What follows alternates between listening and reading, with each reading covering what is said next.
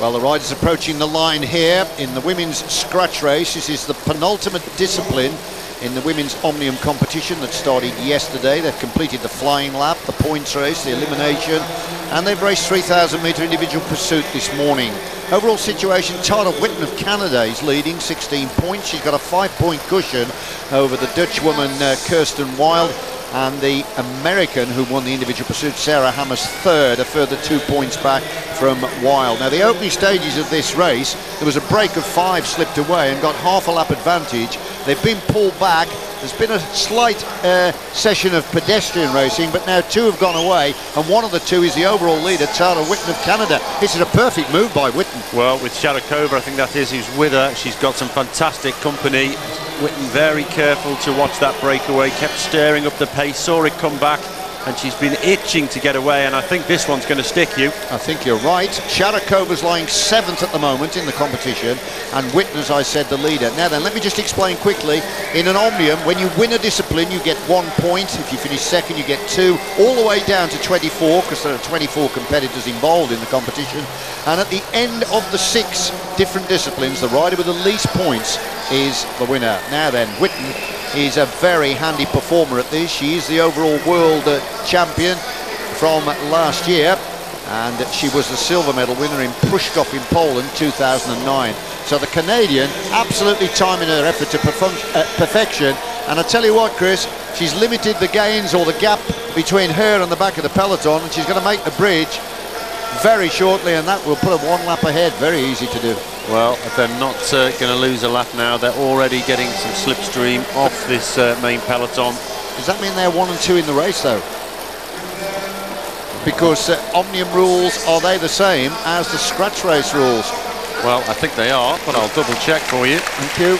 At Whitten, there we are, and a nice generous round of applause as Sharakova and Whitten bridge and take the lap. Now there's a reaction immediately at the head of the field.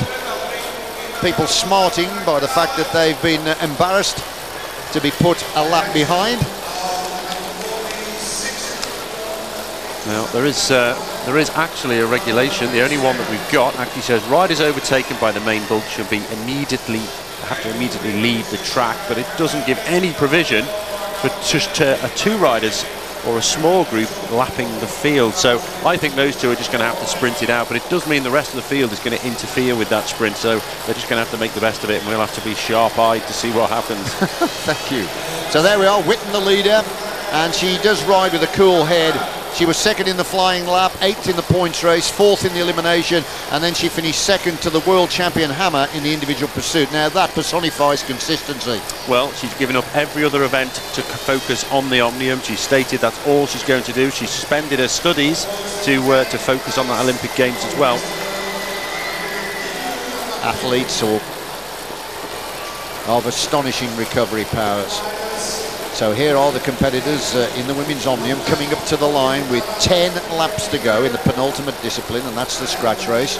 Whitten sitting there nice and comfortable, the overall leader, with that 5-point advantage over Kirsten Wild. Kirsten Wild actually had to race in a trial against Marianne Vos to win the place to represent her country here, and it was done over the 3 events against the clock, the flying lap, the individual pursuit, and once they'd done that, they looked at the best times and decided with the time trial at the end for 500 that Wild was the better because she'd won 2 of the 3. Now then, another little attack developing here. This is from Germany, and this looks like Brenner, who's 11th overall at the moment. Well, this is the moment in the race where people start to hesitate inside the last 10 laps. 8 to go this time. People are starting to think about the sprint, and there's an opportunity for those who can't figure in the sprint to try and clip away, and that's exactly what's happening now. She's away with Ola Barria of Spain, and Ola Barria is a very good operator as well when it comes to the Omnium. She was in the bronze medal position at the end of last year's World Championship. Laura Trott is in the mix here, representing Great Britain. Trott at the moment 15th overall, but of course our specialist at this would have been Lizzie Armitstead, but she's injured, so she's not here. Tara Whitten coming to the head of her first. She's keen to see the pace stay high. She doesn't want to lose that lap, of course. It's okay for other people to take the sprint because they've already got their advantage. Attacked by Korea, being chased down by Machakova of the Czech Republic. as they try to bridge to the two leaders, who are just dangling menacingly about 50 metres off the front. And Laura Trott doing what she has been doing throughout the event, injecting more pace at the sharp end of the main peloton. Well, maybe not the best use of energy at the moment, with just 5 laps remaining. Either attack or wait for the sprint as the two. Well, Trott packs quite a good finish. She's had some good road performances, and she's the World Junior Omnium champion. Well, 4 laps to go. They're going to start positioning now, and normally we see Sarah Hammer come to the front and just try and wind it up. We've seen her do that before in Manchester. Incredible turn of speed. 3 laps I think she went for, didn't she? Nobody could get round her. I thought we'd see more from her in this race. I'm a little bit surprised. She's been quiet so far. She's lying 3rd overall, 23 points, Hammer, and there's still the 500-metre time trial to come, the 2-lap test against the clock. Now then, they're beginning to ramp up the speed here because it's getting nearer and nearer to the finish. Very, very valuable points at stake, because if you're not very good for a 500-metre time trial, this is the time then to get a good position. Hammer's coming down the outside. She's about halfway down the bunch. I think she's desperately trying to get that front position, but it's an awful long way around. Oliver Rea of Spain leading on the inside, but here comes Sarah Hammer, that traditional burst of speed, and she's got the Russian tucked right in her wheel, and that is Roman Yuta. And Roman Yuta's fast, but I tell you what, the determination of Sarah Hammer is going to take some stopping, but we must never forget that the other two are a lap ahead.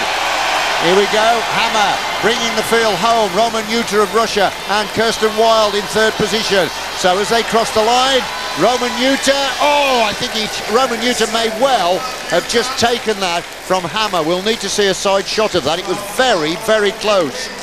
Well, I can see that Witten finished about halfway down the field. Where did Sharakova finish? I didn't quite see that. Sharakova was ahead of her.